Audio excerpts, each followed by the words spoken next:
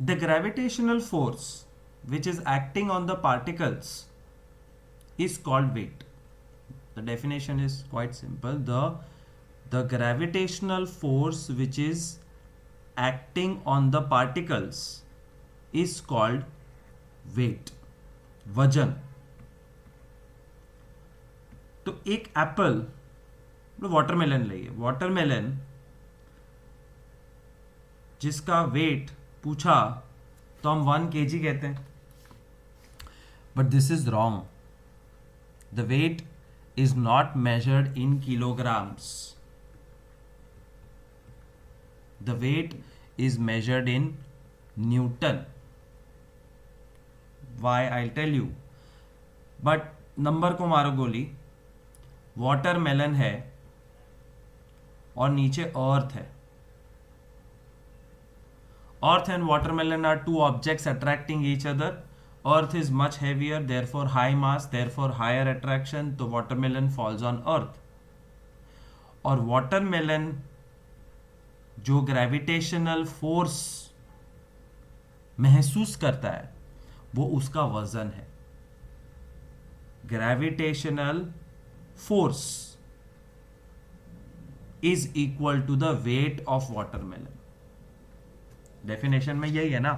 The gravitational force which is acting on the particles of the watermelon is called the weight of the watermelon. Does it mean that weight is a force? Yes, weight is a type of force.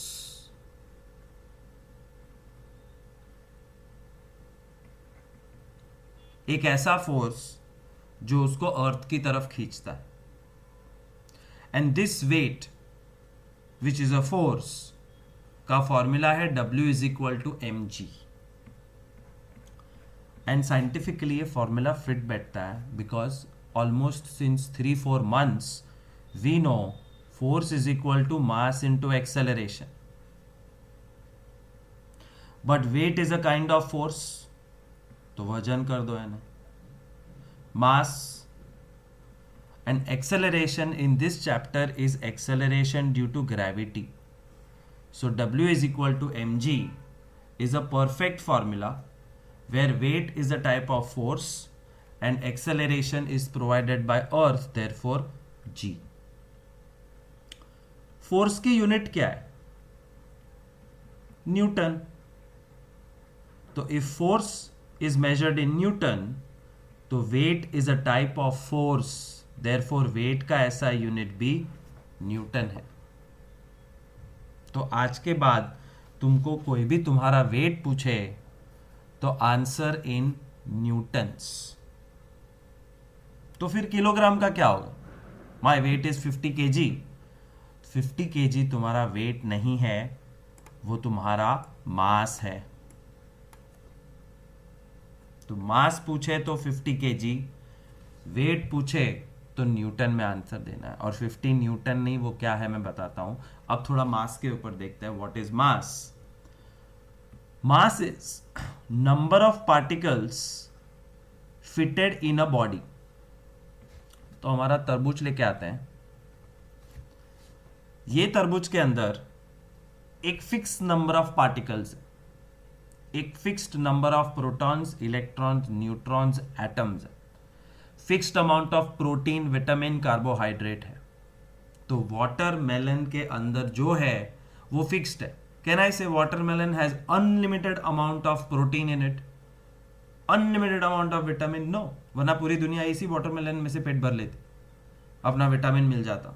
It has fixed amount, a fixed amount of vitamin, mineral, sugar, colour, proton, electron, जो बोलना है वो, मतलब number of particles. And that number of particles is mass, જેનું SI unit છે kilogram, kg. If I take this watermelon on moon, it will be the same. If I take this watermelon on Jupiter, it will still be the same. એની અંદરથી એના particles ઓછા કે વધારે નથી થવાના. And that's called mass. mass of an object, mass of the object is constant, never changes from place to place. तो मैं watermelon को अर्थ पे रखूं, मून पे ले जाऊं, जुपिटर में ले जाऊं या स्पेस में खुला छोड़ दूं, उसका मास सेम रहेगा. And mass is measured in kilogram. अब वापस वेट पे आते हैं, पर थोड़ा अलग स्टाइल से. Mass is universally constant for every object. Her object का मास यूनिवर्स में फिक्स्ड है. तो ये हमारा वही तरबूज है. Mass is equal to 10 kg. पूरे यूनिवर्स में, ब्रह्मांड में, क्योंकि मास का डेफिनेशन है number of particles inside it, जो फिक्स है, इसलिए मास फिक्स है. बट अब तरबूज को मैं अर्थ के ऊपर लेके गया, तो अर्थ का और तरबूज के बीच में एक पर्टिकुलर फोर्स ऑफ अट्रैक्शन है. And that force of attraction depends on mass and acceleration. F is equal to ma. Mass of watermelon 10 kg and acceleration provided by the earth is 9.8 small g. इसका मतलब force तो wait होता है, and 10 into 9.8 is 98 Newton. अर्थ के ऊपर इस watermelon का wait है 98 न्यूटन. मैं इसको मून पे लेके जाता हूं. मून छोटा है, मून का वजन कम है, और छोटा और कम वजन का मतलब है the G value of moon is less, it is just 1.6. तो मास बदलेगा नहीं, लेकिन मून का जो पुल है वो बदल गया, कम हो गया. Therefore the weight of the watermelon became just 16 Newton's on moon. और अगर मैं उसको जुपिटर पे लेके चला गया, तो Jupiter is huge, it is heavy, और ह्यूज और हैवी होने की वजह से the force with which the Jupiter can attract is higher. Mass तो वाटरमेलन का 10 है, but the acceleration provided due to gravity, मतलब G value on Jupiter is 24. इसलिए the weight of watermelon is 240 Newton.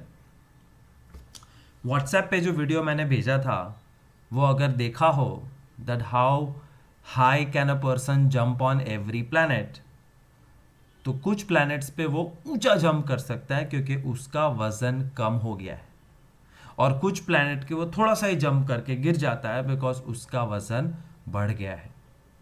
और वजन घटता और बढ़ता है because of the small G value. And small G value is internal, it is inside the earth, moon and Jupiter, जो fix होती है. So weight keeps on changing depending from place to place, but mass is universally constant. Weight is measured in newtons, but mass is measured in kg. Weight depends on which planet you are, mass does not depend on which planet you are. And last, weight is a type of force. Mass is not a type of force.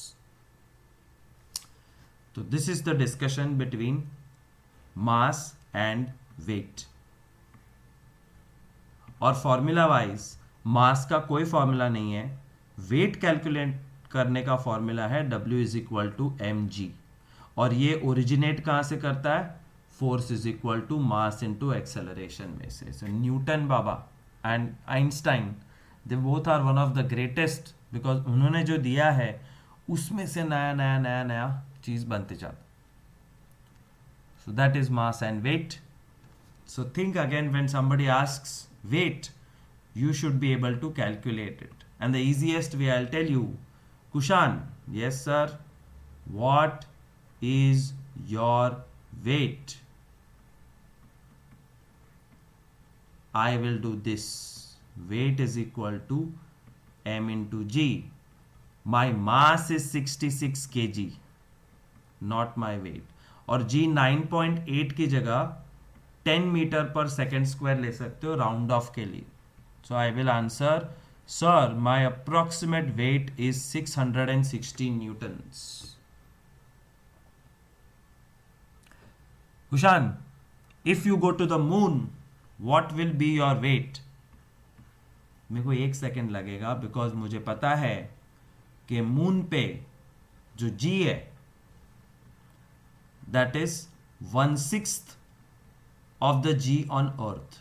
अर्थ के ऊपर जितना acceleration मिलता है, अर्थ तुमको जिस से नीचे गिराता है उससे मून पे 1/6 मतलब तो 1/6 of g of earth approximately 1.6 हो जाता है. या 66 का 1/6 मेरा वजन सिर्फ 110 न्यूटन रह जाए. But my mass will not change on moon. I am 66 kg on moon. I will still be 66 kg on earth also. Mass does not change. Weight changes. तो तुम्हारे लिए एक सवाल है, जो घर के अंदर वेइंग स्केल रखा है वो मास दिखा रहा है या वेट? अगर मास दिखा रहा है तुम्हारे हिसाब से तो मून पे वेइंग स्केल लेके जाओ और खड़े रहो तो सेम नंबर दिखाएगा. और वेट दिखा रहा है तो भी वेइंग स्केल को मून पे ले जाओ तो क्या होगा? That you have to think, Google it, research and let me no.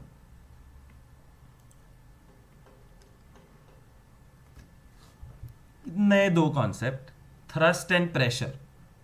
It's very simple और मैंने अभी 8th स्टैंडर्ड का लेक्चर रिकॉर्डिंग खत्म किया where I was explaining them about difference between force and pressure. Thrust and pressure is 8th standard topic from chapter 11, force and pressure. Thrust का मतलब force. In very simple terms, thrust is the net force acting on the object in a particular direction. कोई भी direction में किसी भी object के ऊपर force apply करो उसको तुम थ्रस्ट बुला सकते हो. तो प्रेशर क्या है? Pressure is that force acting per unit area of the object.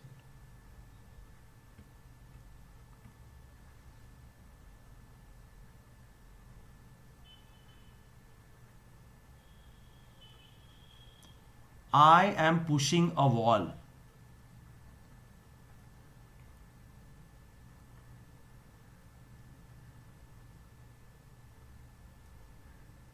Which means I am applying force on the wall in this direction. Say my force is 500 newtons. तो कोई पूछे what is the thrust? It is 500 newton. But कोई पूछे what is the pressure? तो pressure के लिए I have to do force divided by area of contact. Force divided by. Now area of contact between me and the wall is my 2 hands.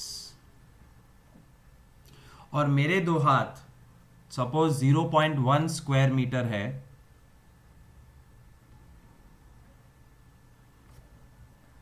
तो pressure calculated is 5000 Newton per meter square.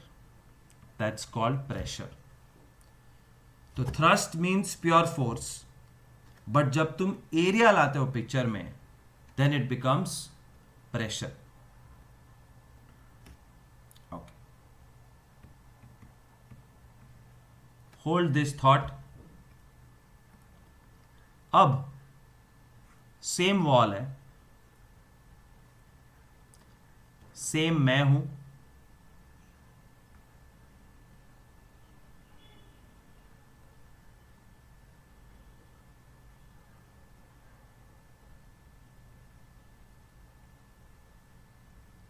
But instead of applying pressure with my hands, मैंने हाथ में एक बहुत ही sharp और pointed भाला लेके मैं दीवार की तरफ पॉइंट कर, the force which I am applying, the maximum force जो मेरे शरीर के अंदर ताकत है वो तो सेम रहेगा. The force applied is still 500 Newton's, but what has changed is the pressure now. And why has pressure changed? Because of area. मतलब ये कि दोनों केस में मैं वही हूं. एक में मैं हाथ से धक्का दे रहा हूं, दूसरे में मैं पॉइंटेड भाले से धक्का दे रहा हूं. धक्का मतलब थ्रस्ट, थ्रस्ट मतलब force, force is 500 newtons. But pressure has changed because pressure is force upon area. Force 500 है, but area of the pointed tip of the भाला is very very less as compare to my 2 hands. ये 2 हाथ का area और ये dot का area, क्या comparison. मतलब एरिया ड्रास्टिकली कम हो चुका है, तो एरिया बन गया है 0.0001 meter square. So the final pressure is 500 और नीचे से 4 जीरोज आएंगे, न्यूटन पर मीटर स्क्वायर. 5000 और यहां पे 5 मिलियन या 50 lakh. You see the difference in pressure. मैंने कुछ एक्स्ट्रा काम नहीं किया है, मैं वही हूं, 500 न्यूटन का धक्का जो मेरे ताकत है, but pressure has changed because of reduced area. इसलिए जब किसी को मारना है या डैमेज करना है तो ब्लंट ऑब्जेक्ट्स आर पॉइंटलेस. तुम्हारा एनिमी तुम्हारे सामने खड़ा है, तुम्हारे पास सिर्फ ये बॉल पेन है, तो बॉल पेन को ऐसे पकड़ोगे या ऐसे, of course pointed tip towards him, because your body has same amount of force whether you hit it like this or like this, but pressure changes which everybody knows as a common sense. तो ये हम common sense की बात को science में fit कर रहे हैं, that thrust is the net force on an object in a particular direction and pressure is the force acting per unit area. अब ये मैंने समरी बनाई है. थ्रस्ट એટલે ધક્કો, force, but weight is also a type of force. તમારું વજન, તો આ તમે દિવાલ પર વજન આપો છો, જમીન પર વજન આપો, વજન, weight, weight is a force. F is equal to M A, but gravitation है तो M G, and G m1 m2 upon D square which is the gravitational law का फॉर्मूला. ये सब कुछ सेम है फिजिक्स में. Thrust, force, weight. W is equal to M G, F is equal to M A and F is equal to G m1 m2 upon D square. They all are the same force, सिर्फ calculate करने का रास्ता अलग है. एक में मास और distance होता है, एक में एम ए, और तीसरे को हम वेट बुलाते हैं which is m into g. Create that connections in your brain. This is the first topic of this chapter. F is equal to M a was previous chapter and weight अभी अभी हमने देखा है, और ये सब connected. So thrust is nothing but force, और ये थ्रस्ट कोई काम का नहीं होता है, कोई काम का नहीं, काम का होता है, but you cannot achieve a lot of things just by increasing thrust. दम लगा के हईशा, दम बढ़ाओ, दम बढ़ाओ, दम बढ़ाओ, उससे कोई मतलब नहीं है. प्रेशर से खेलो. Instead of playing with thrust, play with pressure to get things done. And when you want to play with pressure, I told you not to play with thrust, which means you have to play with area. Pressure is equal to thrust upon area या force upon area. Karate में एक छोटा सा 5 साल का बच्चा भी marble तोड़ सकता है. कैसे पॉसिबल है? पॉसिबल ऐसे है,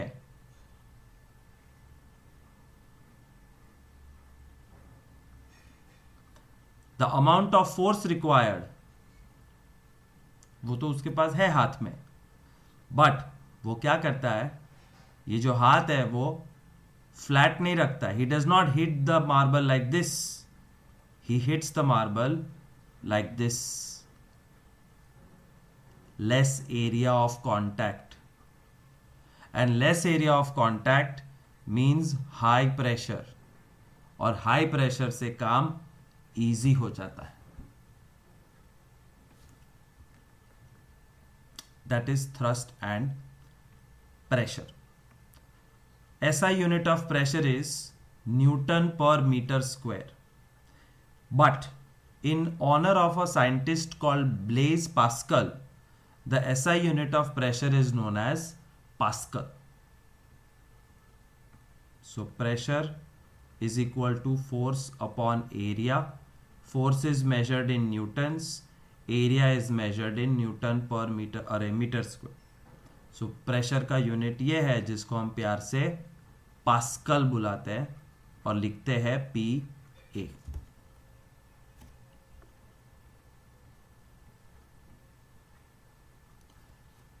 टैग बोर्ड के अंदर पिन को घुसाना है.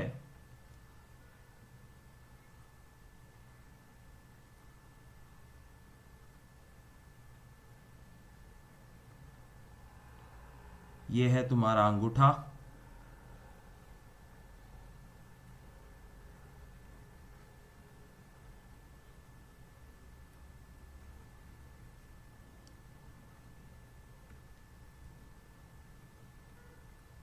और ये है tag board. Do you think the pin will go in the tag board like this? Impossible. But the pin will go like this? Yes. In fact उल्टा प्रेशर दे दिया तो पिन तुम्हारे अंगूठे में घुस सकती. So the force applied to insert the pin is very nominal. The force applied is less, but that converts to high pressure. Why? क्योंकि एरिया लेस है. तो कम एरिया मतलब ज़्यादा प्रेशर, और ज़्यादा प्रेशर से काम इजीली हो जाता है. बट कोई तुमको चैलेंज करे कि उल्टी पिन को टैग बोर्ड के अंदर घुसा के दिखाओ हाथ से, इट इज नॉट पॉसिबल. जितना मर्जी तुम फोर्स बढ़ाओ, कितना भी फोर्स दो, this pin will not go in the tag board because the area is so big that the pressure is very less. और less pressure से कोई काम होता नहीं है. You will damage your thumb. समझ में आया? Why can a camel run in a desert easily? Camel desert पे क्यों भाग सकता है? Because it has padded feet. और padded field means more area, and more area helps him to be stable. उसके पैर, more area means less pressure, और less pressure की वजह से उसके पैर सैंड के अंदर नहीं चले जाएंगे. उसका पैर सैंड के ऊपर रहेगा.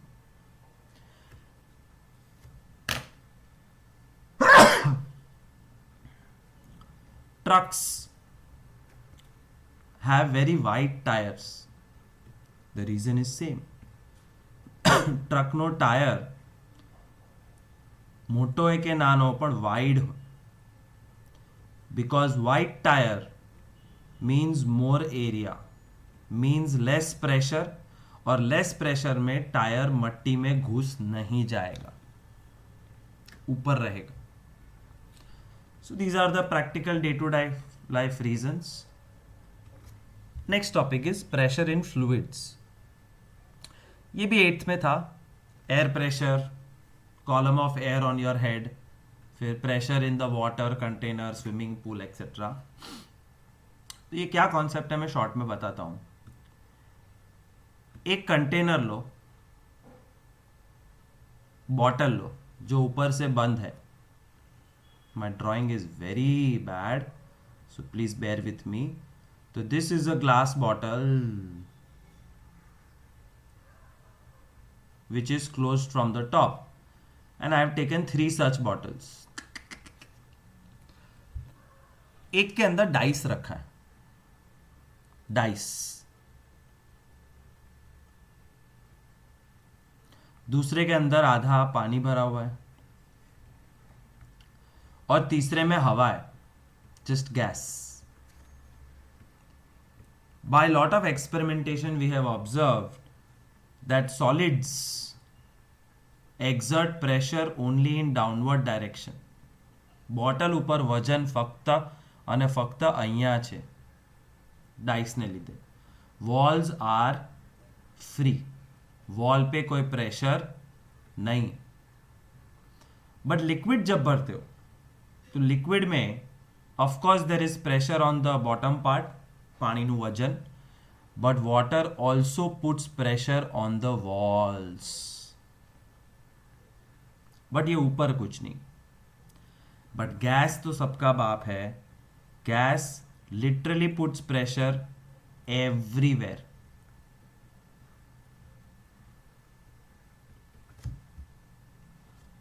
નોર્મલ પડેલી કોકોકોલાની બોટલ ઉપર એક કોર્કનું બૂચ લગાવો, એ બૂચ ઉડશે નહીં. નોર્મલ પડેલી કોકોકોલાની બોટલ પર અહીંયા બૂચ લગાવી દો, એ નહીં નીકળે, because there is no upward pressure. Coca Cola તો અહીંયા છે, તો Coca Cola is applying pressure on the walls of the bottle and the bottom, but not on the lid. પણ એને જોર જોરથી હલાવીને મૂકો, gas is created, and that gas has the capacity to put pressure everywhere, even on the top.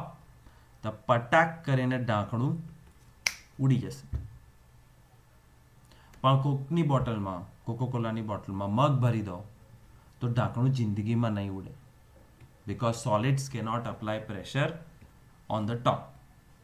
So this topic, all liquids and gases are fluids. A solid exerts pressure on the surface due to its weight. એક solid વસ્તુ pressure કેવી રીતે આપે? એના વજનને લીધે. But અને fluids પાસે બી વજન હોય. They also exert pressure on the base, but walls is an extra thing. The liquids and gases exert pressures on the walls in which they are enclosed. Pressure exerted in any confined mass of fluid is transmitted undiminished in all directions. એટલે તમે કોઈ બી fluid વસ્તુને, તરલ કોઈ બી કન્ટેનરમાં ભરો તો એનું pressure, અને કન્ટેનર બંધ હોય તો એનું પ્રેશર આપોઆપ બધા ડિરેક્શનમાં સ્પ્રેડ થઈ જાય છે, unlike solid. That's the topic, pressure in fluids, which has just started. उसकी continuation में new topic comes buoyancy. Buoyancy or buoyant force. Buoyant force. Buoyancy કહેવાય. Boy, girl and boy, boy આખો તો તમારું pronunciation ખરાબ નહીં થાય. Buoyancy નહીં, buoyancy. The force due to the gravitational attraction of the earth acts on the bottle in the downward direction. So the bottle is pulled downwards. But the water exerts an upward force on the bottle, thus the bottle is pushed upwards. જ્યારે તમે પાણીની અંદર કોઈ bottle કે કોઈ બી વસ્તુ નાખો છો તો બે પ્રકારના ફોર્સ એક્ટ કરે છે. So this is a container. Inside the container there is water throughout. and you have put inside an object, a bottle. Say it is full of sand. Now this bottle is experiencing a downward force, and this downward force is due to the gravity. But पानी के अंदर एक special power है जो ऊपर upward force देती है, and that upward force और स्पेशल पावर इज कॉल्ड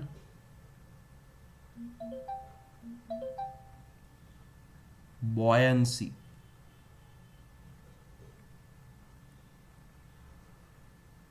या फिर buoyant force. एंड कंपल्सरी होता है buoyant force is always in the upward direction and gravitational force is always in the downward direction. Downward मतलब towards the earth and this is against the earth. इसका मतलब मैं पानी में कोई भी चीज फेंकूं तो कैसे पता चलेगा वेदर इट विल सिंक और float? The decision is made by these two forces. मान लो ग्रेविटेशनल फोर्स 100 न्यूटन है and buoyant force is 70 newtons. Who wins? Gravitational force. By how much? By 30. Therefore 30 newton downward force is the result. It will sink because gravity wins. Gravity तो है पानी छे swimming pool हसे के जेवो, but अगर object change कर दूं और ग्रेविटेशनल फोर्स हो गया 80 and buoyant force is 120, this thing will float because ऊपर का फोर्स ज्यादा है, and it will float because the net force is 40 Newton in upward direction. The gravity has lost and things are floating. जैसे एक ring, पहली swimming pool वाली ring है tyre tube, ये रिंग कभी नहीं डूब सकती because buoyant force is greater than gravitational force, इसलिए ये फ्लोट करती रहती. So the first method to answer whether things will sink or float is looking at buoyant and gravity force. Let's read. The force due to gravitational attraction of the earth acts on the bottle in downward direction. Gravitational force, downward direction, but water exerts upward force when it is immersed. જ્યારે તમે પાણીમાં કોઈ વસ્તુને નાખો તો પાણી એને ઉપર ધક્કો મારે. Now, the upward force exerted is greater than the weight. I'm writing it down so that you can apply the logic. Upward force is greater than the weight. But weight is a type of force which is in downward direction. वजन એટલે downward force, upward force, और upward force ज्यादा है, therefore it will float. कितना force है जानने की जरूरत नहीं है, कौन सा फोर्स ज्यादा है? buoyant force, and therefore it will float. Therefore it rises up when released. When released मतलब एक कंटेनर में पानी भरो और अपना हाथ डाल के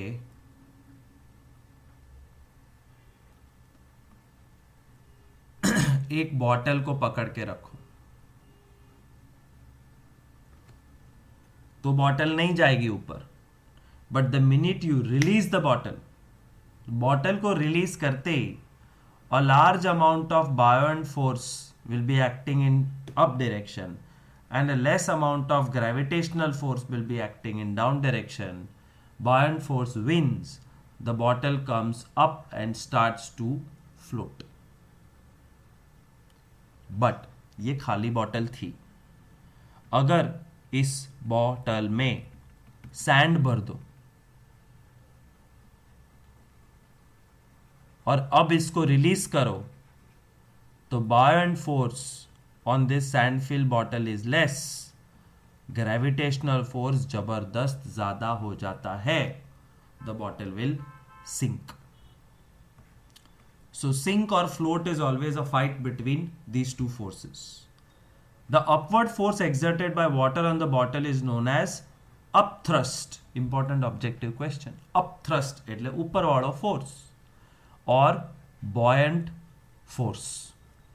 In fact, all objects experience a force of buoyancy when they are immersed in a fluid. આપણે બી જ્યારે સ્વિમિંગ પુલમાં જમ્પ મારીએ the water is pushing us up, which helps us to swim, which helps us to stay afloat. પણ આ force કેટલો છે? ઓછો છે, વધારે છે, બહુ વધારે છે, શેના પર ડિપેન્ડ કરે? The magnitude of this buoyant force depends on the density of the fluid. ફ્લુઇડની ડેન્સિટી કેટલી છે એના પર આધાર રાખે છે। मतलब ये भी बाय हट करो, मोर डेंस, गुजराती में कहो तो जाडू, जाडू liquid thick milk shake is equal to more buoyant force. Less dense एटले पतलू एटले लेस बॉयंट फोर्स। और इसका एक फैंटास्टिक एग्जाम्पल मन में आया है तो मैं बता देता हूँ, पागल जैसा है। स्ट्रॉबेरी मिल्क शेक जेमा खूब बधो वेनिला मिक्स कर्यो, जाडो है, अने नारियल पानी फूल लिक्विड। स्ट्रॉबेरी मिल्क शेक अने नारियल पानी बन्ने ऊपर एक माखी बेसवा गई। बोलो prediction, what will happen to the माखी?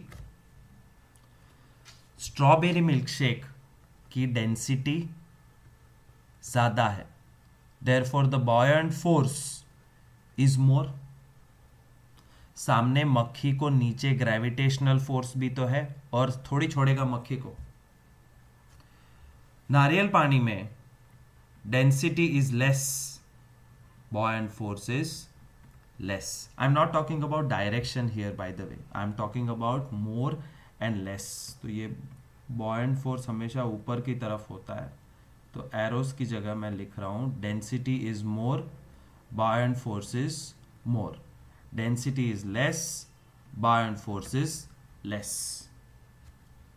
Gravity अपना काम कर रही है, उसको कोई फर्क नहीं पड़ता। But more buoyancy में the makhi will float, but less dense liquid में the makhi will sink if it tries to sit on the surface. But उसी नारियल पानी में एक मच्छर आराम से आके बैठ सकता है। It's a fact.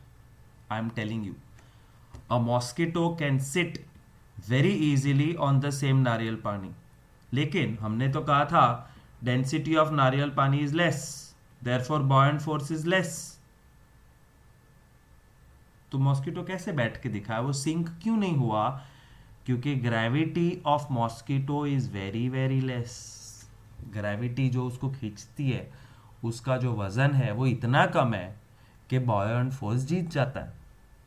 तो घूम फिर के मैं वहीं आ गया that it is always a fight between gravity and buoyancy. Buoyancy कम ज़्यादा होती है with density of the liquid, thick and thin, और gravity होती है depending on the object, the mass of the object. और ये दोनों का मिला जुला मिश्रण decides whether you will sink or float. Dense એટલે જાડુ, more buoyant force is applied.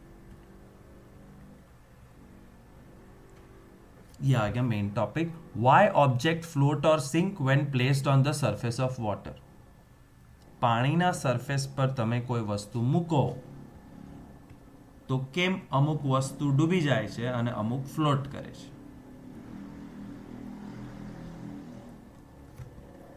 एक पिन को पानी पे रखो तो वो डूब जाएगी. Why? There are a lot of reasons. Number one,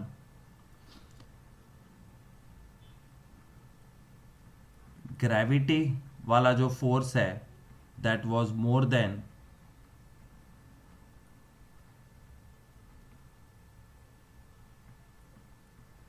buoyant force.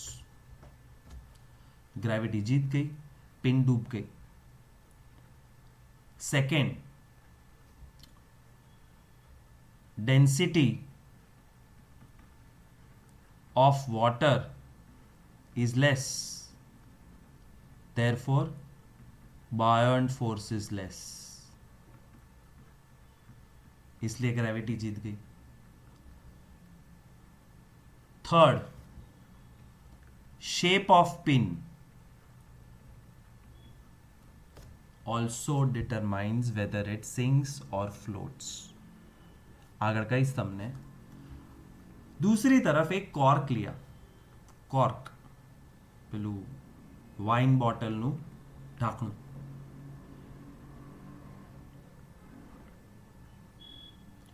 cork floats. Reason: the gravitational pull on the cork is less than the buoyant force experienced by the cork. હવે આમાં ડેન્સિટી ઓછી છે પાણીની તો બી cork float કરે છે. Shape of the cork. But फिर एक साइंटिस्ट ने कॉर्क के अलग अलग शेप्स के टुकड़े डालने की कोशिश की, पिन जैसा शेप बनाया, फिर भी वो फ्लोट करता रहा. So scientists were trying to find out that we know lot of things, ये ग्रेविटी, बायोएंसी, डेंसिटी, ये सब की वजह से चीजें फ्लोट करती है या डूब जाती है. पिन डूब गई क्योंकि वो हैवी थी, कॉर्क फ्लोट कर रहा है, वो लाइट वेट था.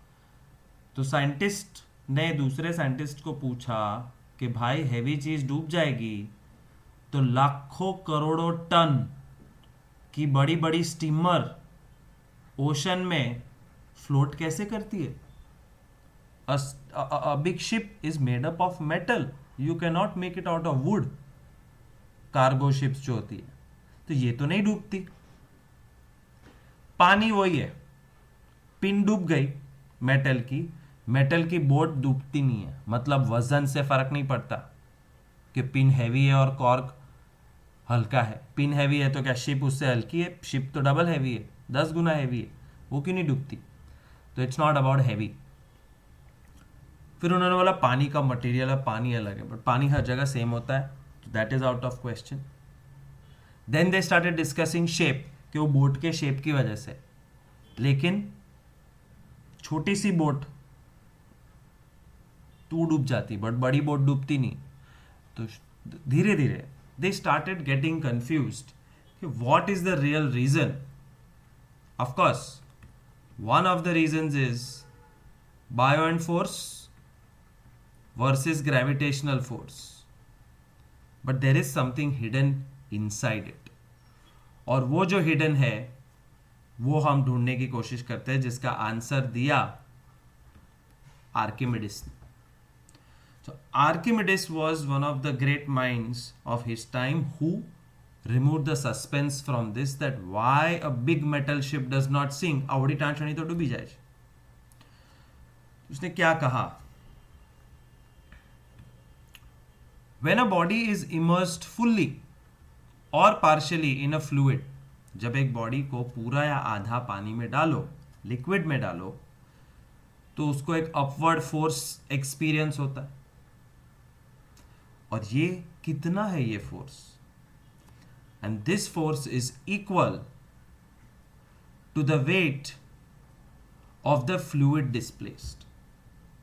कंप्लीटली डिफरेंट आइडिया दिया उसने ओके, और ये मेथड है बायोंट फोर्स कैलकुलेट करने की, that when a stone is immersed in water, जब एक पत्थर को तुम पानी में डुबाते हो तो क्या होता है। This stone is experiencing only and only gravitational force, but this stone is experiencing gravitational force and downward plus an upward buoyant force. And Archimedes says the buoyant force is equal to the weight of the water displaced by the object. Displaced मतलब stone को पानी में डालने की वजह से पानी का लेवल ऊपर आया है, the level of water has increased, और वो जो इंक्रीज्ड पानी का वजन है, वो वजन same buoyant force is acting on the stone. धीरे धीरे समझेगा, be with me, rewind and see again and again. This is physics and one of the toughest. Container में पानी भरा हुआ, कितना? छलोछल એટલે एग्जैक्ट रिम तक, जितना आ सकता है उतना पानी भर दिया। अब I put 3 objects, a ping pong ball, table tennis no ball જે જિંદગીમાં ડૂબવાનો નથી, એક લોખંડનો શાર્પનર, આખો લોખંડનો જ, જે ડૂબશે જ,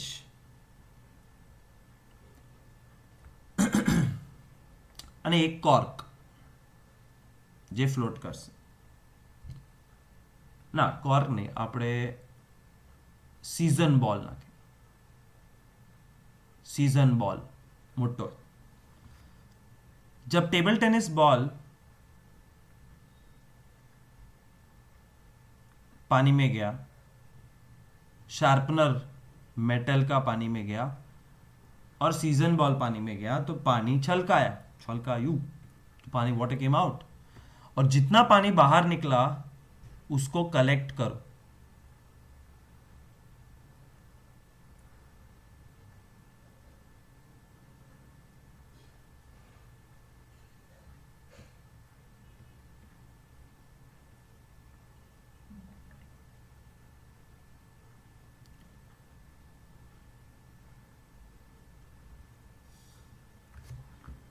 Archimedes said, how much buoyant force is acting on the object is equal to the weight of the water displaced. જેટલું પાણી બહાર નીકળ્યું એનું વજન કરો। ओके, इस पानी का वजन किया, and weight is measured in newtons. We have already discussed half an hour ago, तो 10 न्यूटन वेट आया। Surprisingly sharpener also was similar size to table tennis ball, उतना ही पानी बाहर आया। एंड सीजन बॉल बड़ा होता है क्रिकेट का, सो 50 Newton was the weight of water. This means the downward बायोंट force on table tennis is 10, downward बायोंट force on the metal sharpener is 10, and downward बायोंट force on the season ball is 50। फिर भी table tennis floats, metal sharpener sinks, because it's not only the buoyant force, gravitational force भी अपना काम कर रही है। और ये फिर से एरो गलत हो गया है, buoyant फोर्स ऊपर के डायरेक्शन में होता है, so this becomes misguiding, mister guiding, I am guiding you.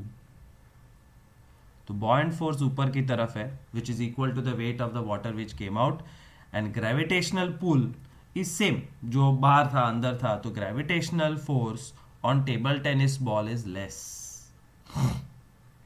And gravitational force on sharpener is more, and gravitational pull on season ball is same. अब देखो कि कहाँ पे बॉयंट फोर्स जीता, कहाँ हारा और कहाँ सेम था. तो पिंग पोंग में buoyant is more, therefore it will float. Sharpener sinks because gravity wins. Season ball में दोनों 50 है, मतलब वो यहां वहां घूम रहेगा, वो नीचे भी जा सकता है, ऊपर आ सकता है, वो हिलते रहेगा पानी के साथ, more or less. So Archimedes said that the buoyant force can be measured by finding out the weight of the fluid displaced. Archimedes principle has many application.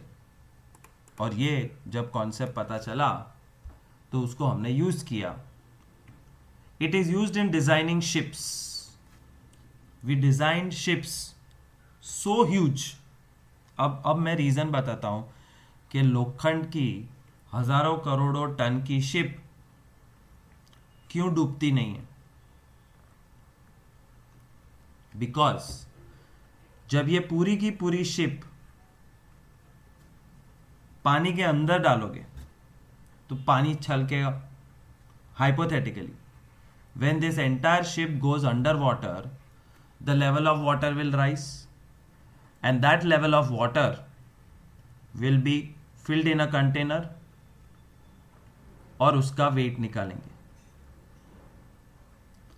उसका वेट इतना ज्यादा आएगा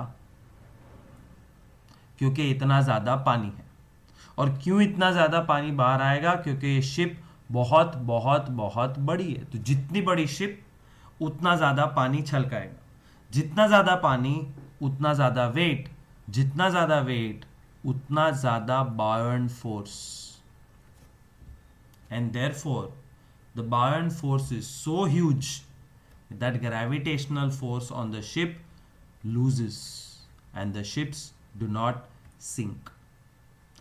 It is also used in making submarines. Lactometer for finding out the purity of milk, and hydrometer for finding out the density of liquids. 4 uses है. Objective question है. Design a ship, design submarine, design lactometer for milk purity and hydrometer for finding density of liquids. These are applications of Archimedes principle, and Archimedes principle says the amount of water displaced is equal to the buoyant force. और अब last concept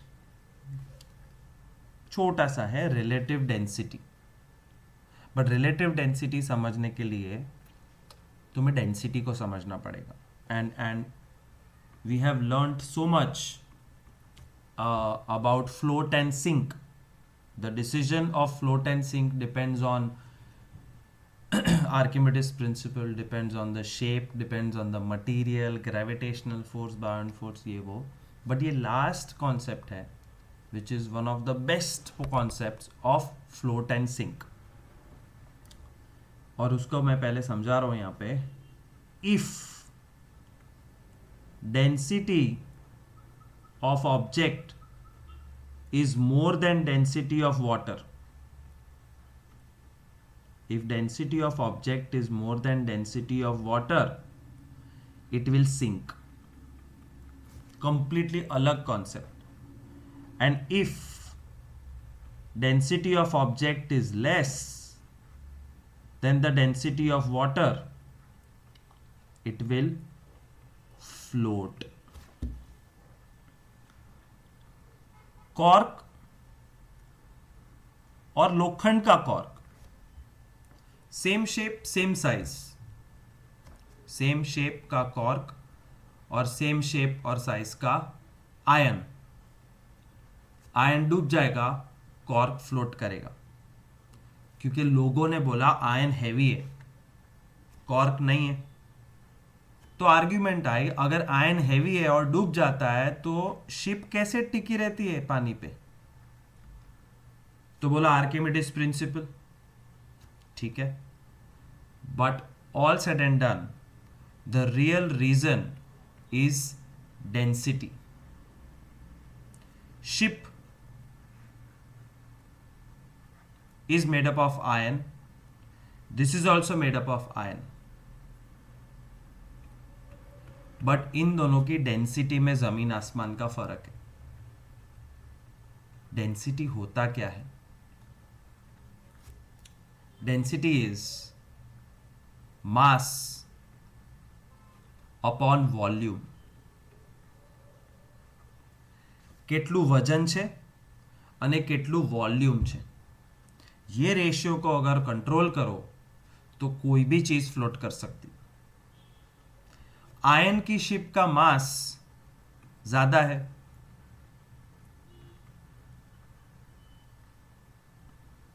10,000 kilogram, but साथ में उसका volume भी है, और volume खूब ज्यादा है because it is empty and hollow from inside. तो लोखंडनी शिप, स्टील की शिप, वो पूरी थोड़ी स्टील से भर दी है, उसके अंदर खाली जगह है ना, रूम्स है ना सामान ले जाने के लिए. It's a hollow container. So mass भले ज्यादा है बट वॉल्यूम बहुत ज्यादा है. Therefore if I cancel the zeros I get a random figure of 0.01 kg per meter cube. This is density of my ship. But if I compare that to my solid iron cork, आखो लोखंडनो बनेलो ion cork, उसकी density अलग होगी because वो solid है.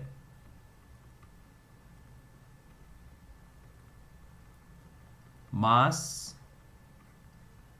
Upon volume. Mass अर्धो kilo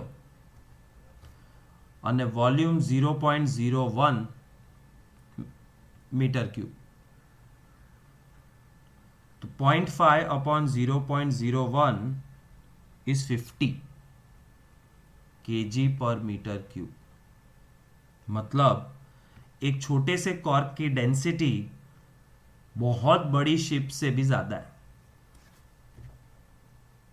but खुद की डेंसिटी के साथ पानी को भी तो पूछो, because finally you will have to compare them with the density of water. तो सामने पानी है, डुबाने के लिए बैठा है या फ्लोट कराने के लिए, और वाटर की डेंसिटी है 1 kg पर मीटर क्यूब.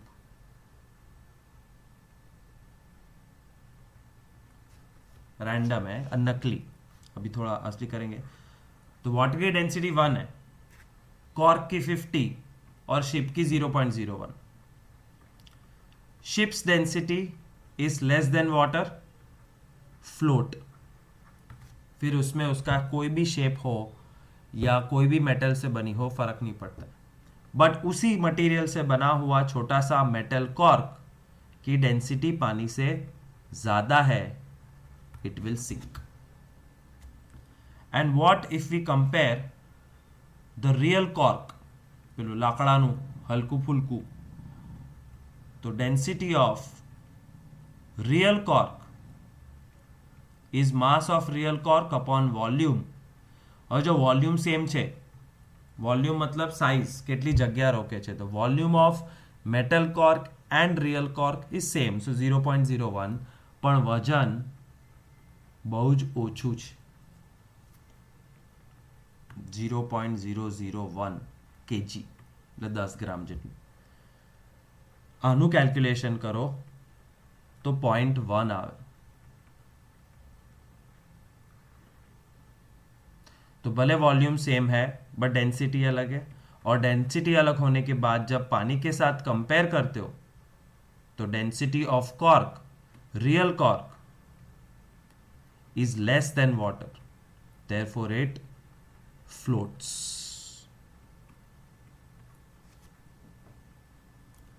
तो फाइनली फ्लोट सिंक धीरे धीरे समझते समझते buoyant force, gravitational force, shape of the material, type of the material करते करते डेंसिटी पे साइंटिस्ट ने फाइनली बोला हाँ this is the right concept. But what did scientists finally found out कि डेंसिटी को कंपेयर मत करो, रिलेटिव डेंसिटी को कंपेयर करो. This what we did was direct comparison of densities, water versus every material. But they said density की जगह पे relative density calculate करो. Instead of comparing more and less, divide them. तो relative density is density of ship upon density of water. Relative density is density of iron cork upon density of water.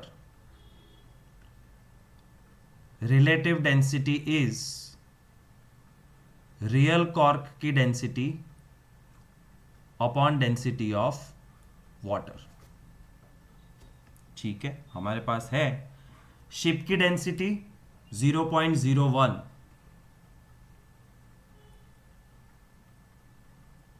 Upon 1. Iron की density was 50 upon 1 और real cork की density was 0.1 upon water की density 1. क्या नंबर आया? Ship का नंबर है 0.01 रिलेटिव डेंसिटी. कॉर्क का नंबर है 50 रिलेटिव डेंसिटी और यह है 0.1 रिलेटिव डेंसिटी. और रिलेटिव डेंसिटी का लॉजिक है if relative density is more than 1 it is sink. तो इसमें से मोर देन 1 रिलेटिव डेंसिटी लोखंडना कॉर्क નીચે 50 ડૂબવાનો છે. તો પહેલા બી ખબર હતી, રિયલ લાઈફમાં બી ડૂબી જાય છે. और relative density is less than 1 it will float.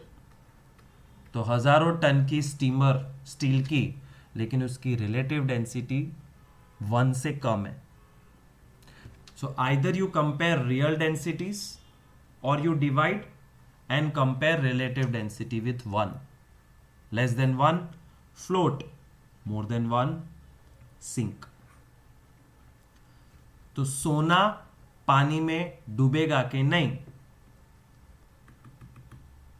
वो सोने के शेप पे या सोने में से बोट बनाई है उस पे डिपेंड नहीं करता है density.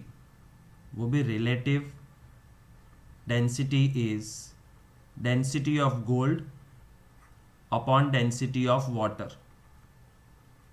Density of gold is 19,300 kg per meter cube and density of water is 1,000 kg per meter cube.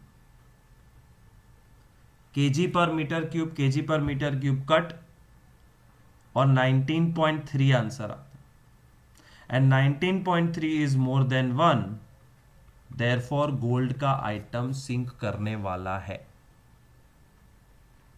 But I have a question for you, one more question. It is possible that gold can float on water. How? WhatsApp me that answer. How can you make sure that the gold floats on water? और उसमें एक ही condition देता हूं